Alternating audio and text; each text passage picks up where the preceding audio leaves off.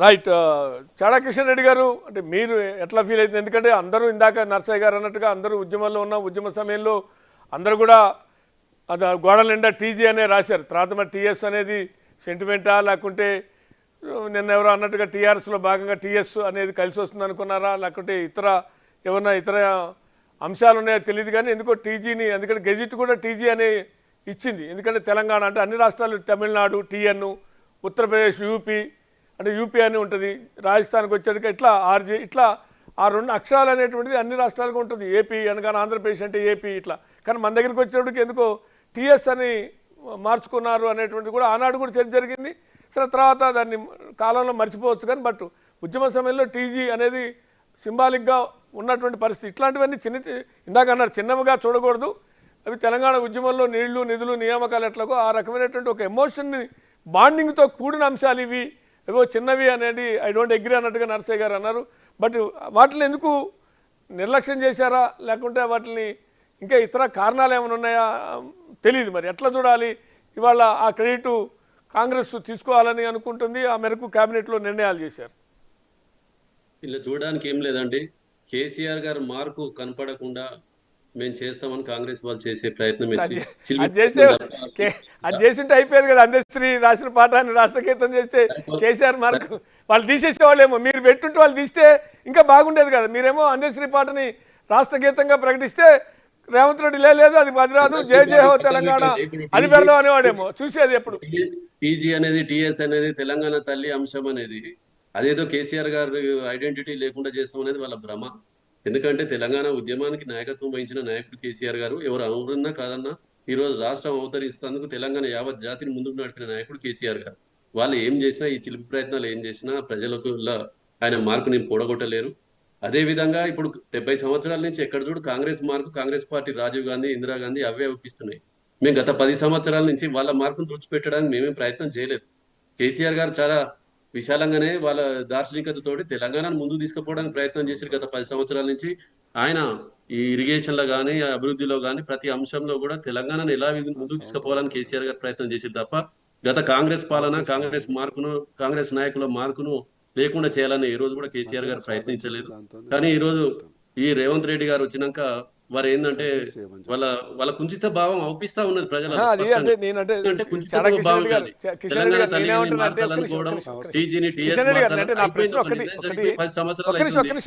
నా ప్రశ్న ఏంటంటే నేనేమంటున్నా అంటే వాళ్ళు ఉద్యమ సమయంలో మన అధికారంలో లేనప్పుడు పిసిసి అధ్యక్షుడిగా ఇగో ఇవి చేసి ఉండాల్సింది, ఇవి చేయలేదు, మేము చేస్తామని ఆనాడు చెప్పిన, ఇవాళ అధికారంలోకి వచ్చాక సడన్ గా ఆల్ ఆఫ్ సడన్ గా ఇవి ప్రకటిస్తే కేసీఆర్ పాలన మార్పు తొలగించాలనుకున్నారు అనుకున్నాం. కనిపిస్తలేదు అక్కడ. టీఎస్ అన్నదానికి టీజీ అన్నదానికి పెద్ద తేడా ఏం లేదు. ఎందుకు రాసుకున్నాం అని అంటే ఏం చెప్తారు? రాసిండ్రు. తర్వాత గవర్నమెంట్ ఉద్యమకారులకి అవగాహన లేక రాసి ఉంటారు. తెలంగాణ ప్రభుత్వం వచ్చినాక ఈ నిర్ణయం తీసుకున్నది. 10 సంవత్సరాల నుంచి అదే బండ్ల మీద రిజిస్ట్రేషన్లు కానీ ప్రతిదీ ముందుకు పోతా ఉన్నది. ఈ రోజు అది పెద్ద అంశం కాదు కదండి.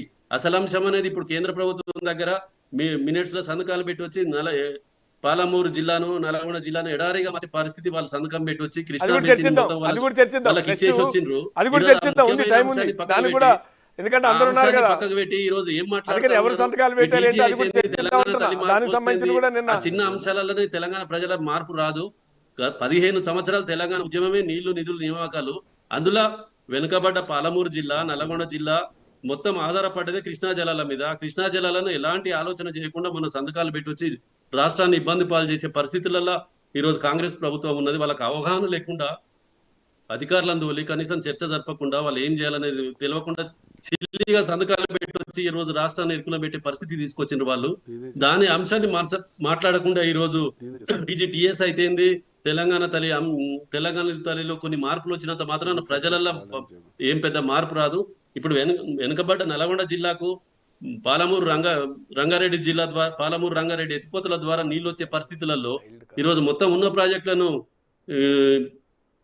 కృష్ణా గోదావరి అథారిటీకి అప్పచెప్పొస్తే ఈరోజు ఆ 2 జిల్లాల పరిస్థితి ఏంది, ఖమ్మం జిల్లా పరిస్థితి ఏంది, ఆ అంశాల గురించి మాట్లాడండి. ఈరోజు అదే మెయిన్ సబ్జెక్ట్ అవుతుంది తప్ప ఈ చిన్న చిన్న అంశాలు పెద్ద సబ్జెక్ట్ కాదు. ఈరోజు రాష్ట్రం ముందు ఉన్న పెద్ద సమస్య ఏంటంటే కృష్ణా జలాలను, కృష్ణా ప్రాజెక్టులను 15 ప్రాజెక్టులను వాళ్ళు తీసుకుపోయి కేంద్రానికి అప్పచెప్పి రావడం పెద్ద తప్పు. దాని మీద చర్చ జరపండి. ప్రజల సమస్య రేపు ఆ 3 జిల్లాల ప్రజల భవిష్యత్తు దాని మీద ఆధారపడి ఉంది. దాని గురించి మాట్లాడండి తప్ప ఈరోజు టీఎస్ టీజీ అయినంత మాత్రాన పెద్ద ఒరిగేది ఏమున్నది? తెలంగాణ తల్లి ఒరిగేది ఉందా లేదా? అన్యశ్రీ రాసిన గీతాన్ని రాష్ట్ర గీతంగా ప్రకటిస్తే దానివల్ల ఏదైనా ఒరిగేది ఉందా లేదా? పాట నేను తక్కువ చేయట్లేదు. అదే అడుగుదాం, అది కూడా చర్చిద్దాం. ఒరిగేది ఉందా లేదా చర్చిద్దాం. ఒకసారి అద్దంకి దయాకర్ గారు కూడా ఉన్నారు. అద్దంకి దయాకర్ గారు వీటిలేదో మీరేదో కేసీఆర్ గారి మార్కు పాలనని చెరిపేయాలి, దానికోసం ఏదో తెలంగాణ తల్లి